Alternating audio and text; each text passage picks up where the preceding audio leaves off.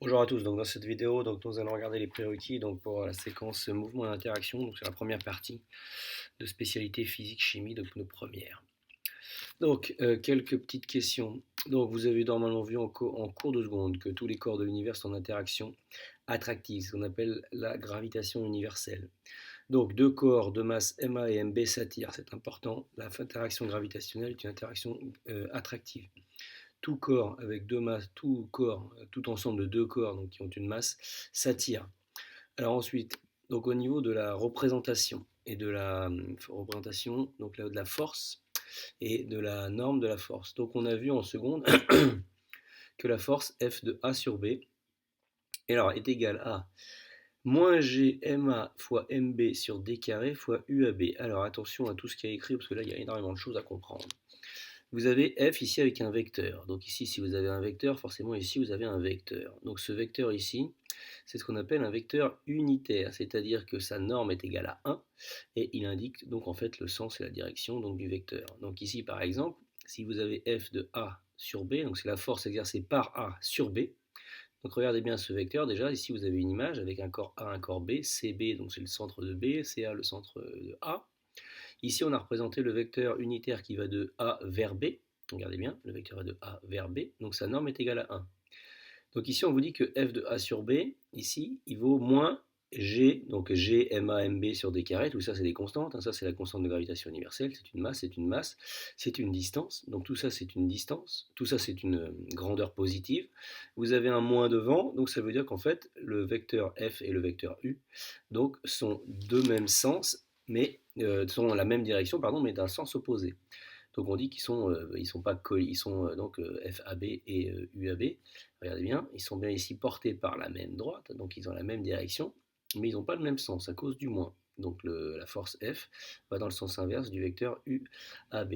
Alors si jamais un jour on vous demande de définir vectoriellement la force, et que vous écrivez U de B sur A, U de B vers A, bah, il suffit juste de mettre un plus ici. Mais en tout cas, il faut que dans la représentation vectorielle que vous allez dessiner, c'est ce qui est super important, c'est que la force exercée par A sur B, donc la force exercée par ce corps sur ce corps, donc elle est attractive, c'est-à-dire qu'elle se dirige vers le centre du corps attracteur, ici A, et elle part du centre de B. Ça, on a vu ça donc en seconde, parce que ici c'est une interaction à distance, c'est pas une interaction de contact. Donc il y a énormément de choses dans cette représentation vectorielle. Donc si vous voulez écrire la représentation vectorielle, c'est tel que c'est écrit là. Si vous voulez écrire la norme du vecteur, c'est-à-dire de manière un peu simpliste la longueur, ici pour représenter la norme en newton, donc vous écrivez f de a sur b égale, vous enlevez, donc vous enlevez le moins, vous enlevez le vecteur unitaire et vous avez dans ce cas-là la norme. Et pour la norme, si vous voulez la force en newton, il vous faut la masse en kilos, c'est important, les deux masses en kilos, et mettre les distances en mètres. La constante de gravitation universelle vous sera toujours donnée, donc généralement dans la bonne unité. Ensuite, on vous a aussi appris donc, que sur Terre, au niveau du sol, le poids est assimilé à la force de gravitation exercée par la Terre. En français, simplement, ça veut dire quoi? Ça veut dire que si vous vous placez à la surface de la Terre, donc la force qu'exerce la Terre sur vous, donc c'est ce qu'on appelle le poids. Donc le poids, ici, nous on l'a noté depuis le collège, vous l'avez noté P égale mg, alors sans vecteur, mais si vous l'avez noté avec des vecteurs, c'est P vecteur égale m fois g vecteur. G vecteur étant donc le vecteur champ de pesanteur terrestre. Donc ici vous avez la valeur en newton, la masse en kilo et la valeur de petit g en newton par kilogramme, qui généralement vous est donnée mais que vous avez déjà entendu du style 9,8 newton par kilogramme pour la Terre. Donc c'est important, si ici au centre, plutôt que de se placer sur ce schéma-là, on se place sur un seul corps et vous, imaginez que vous soyez ici à la surface. Donc vous tenez sur Terre, quand vous sautez, vous retombez sur Terre. Donc ici, c'est parce que en gros la Terre vous attire vers son centre. Et donc quand vous êtes à la surface de la Terre, la force qu'exerce la Terre sur vous, c'est le poids. Alors réactivez ces connaissances. Donc ici on vous a trouvé une petite image qu'on trouvait donc sur la Cité de l'Espace à Toulouse et on vous disait que seuls 12 astronautes ont foulé le sol lunaire. Sur la Lune, on est 6 fois plus léger que sur la Terre. La Lune est un environnement hostile et peut-être plus léger ne simplifie pas la simplification des astronautes. Vous avez peut-être déjà vu Tintin va sur la Lune ou les images donc, de la mission. Vous avez vu peut-être que les astronautes, quand ils marchaient sur la Lune, vous avez l'impression qu'en gros ils sautaient, ils mettaient beaucoup plus de temps à redescendre que sur la Terre. Alors, ça, c'est pas lié à la masse des astronautes, c'est lié à l'intensité de pesanteur de la Lune. Vous avez vu en seconde que l'intensité de pesanteur, elle est 6 fois moindre à peu près sur la Lune par rapport à la Terre. Ce qui veut dire que pour un astronaute de masse, on va faire simple, si on a un astronaute avec tout son équipement qui fait 100 kg, si vous avez un petit G sur la Terre qui vaut 9,8, on va simplifier en mettant 10. Donc si on fait G, si on fait 100 fois 10, on est à 1000, donc on est à 1000 newtons sur la Terre. Donc en gros, à la surface de la Terre, si je saute un petit peu, la Terre va me rattraper vers son centre avec une force de 1000 newtons. Si je fais la même chose sur la Lune, j'ai toujours la même masse, 100 kg avec mon équipement. Par contre, G étant 6 fois plus faible, je vais avoir un poids 6 fois plus faible. Donc ça veut dire qu'à peu près, c'est 1,6 à peu près newton par kilogramme, donc vous êtes à peu près à 160 newtons. Donc en gros, ça veut dire que si je me place au niveau, et cette fois-ci au niveau de la Lune va m'attirer vers son centre 6 fois moins que si je faisais cette expérience-là sur la Terre. Donc ça, c'est pas lié à la masse, hein, c'est lié à l'intensité de pesanteur. Ensuite, quelques petites questions QCM. Donc ici, la force de gravitation, elle est répulsive, attractive, dépend de la masse des corps en interaction. Alors bien sûr, elle est attractive et elle dépend de la masse des corps en interaction. L'intensité de la pesanteur est plus faible sur Mars que sur la Terre. Donc est-ce que ça veut dire que la valeur du poids d'un astronaute est identique sur Mars et sur la Terre? La valeur du poids d'un astronaute est plus petite sur Mars que sur la Terre, ou la valeur du poids est plus grande sur Mars que sur la Terre? On vous dit que l'intensité de pesanteur est plus faible sur Mars. Donc ça veut dire que si je reprends la formule ici, c'est ça qui est plus faible sur Mars. Pour une même masse, ça veut dire que donc, le poids va être plus faible, puisque le poids est proportionnel à l'intensité de pesanteur. Donc plus l'intensité de pesanteur est faible, plus le poids est faible, donc plus la valeur du poids sera faible. Donc ça veut dire qu'en gros ici, la valeur du poids sur Mars va être plus faible que sur la Terre. Donc ça va être la réponse B. Ensuite, lorsque la distance entre les deux objets en interaction double, alors on regarde la formule, qu'est-ce qui va se passer si vous doublez ici? Il ne faut pas oublier que dans la formule ici, vous avez un carré. Donc si vous avez un carré et que vous multipliez par 2 ici, ben, en fait 2 au carré faisant 4. Donc vous allez diviser la force ici, pardon, excusez-moi, hop, vous allez diviser donc la force ici par 4. Donc si vous multipliez par 2 la distance, vous allez diviser la force par 4 puisqu'il y a 1 sur d au carré. Donc ici la bonne réponse est la valeur de la force de gravitation est divisée par 4. Cette réponse-là. Alors ensuite, deuxième partie, il y avait une partie qu'on pourra attaquer la pression. Donc vous avez vu les différents états de la matière. Donc sur les différents états de la matière, vous avez vu donc l'état liquide. Donc l'état liquide, c'est des particules qui sont proches, qui se déplacent les unes par rapport aux autres. Typiquement, l'image qu'il faut que vous ayez, c'est des billes. Donc c'est un pichet de billes ou un sac de billes. Vous pouvez toucher, vous prenez les billes et vous pouvez vous couler entre les doigts. Elles bougent les unes par rapport aux autres. Donc ça, c'est l'image qu'il faut que vous ayez.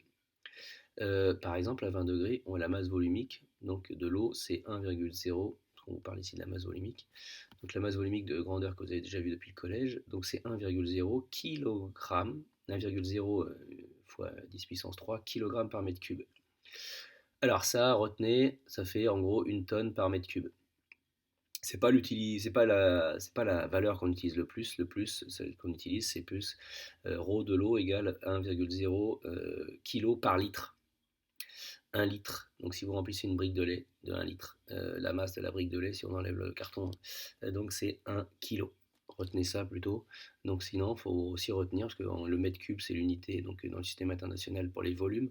Donc si vous prenez un mètre cube, c'est-à-dire un cube qui fait 1 mètre fois 1 mètre fois 1 mètre, donc dans les 3 dimensions, la masse c'est 1000 kg. 1000 kg, ça fait 1 tonne. Dans l'état solide, vous avez des particules qui sont proches et qui sont fixes.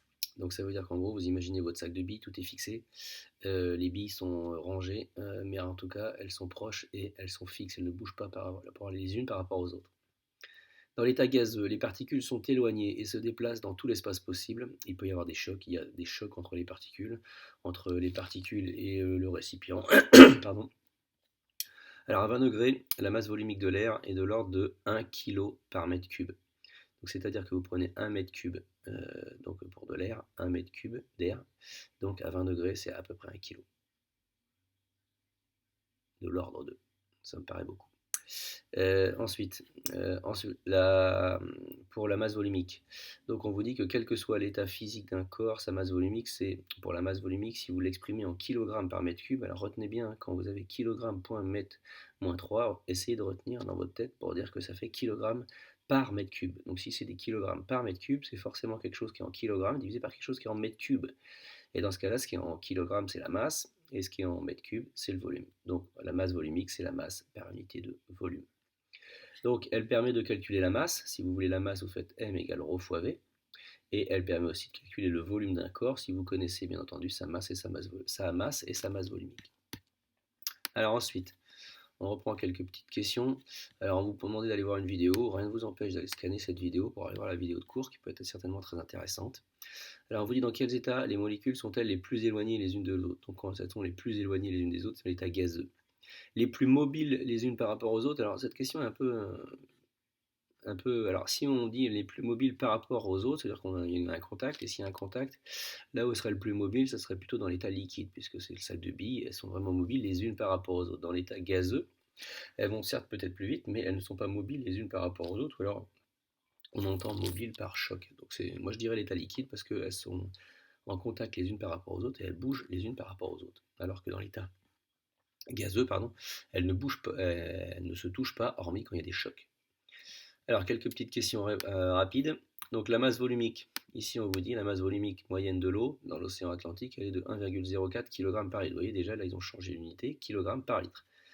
La masse d'eau maximale pouvant être prélevée à chaque écopage avec un récipient de 0,50 litres est, alors, 1,04 kg par litre. Là, vous avez 0,50 litres, c'est-à-dire 1 demi-litre. Donc, si vous écoutez bien, quand je dis 1,04 kg par litre, ça veut dire que le volume de 1 litre a une masse de 1,04 kg.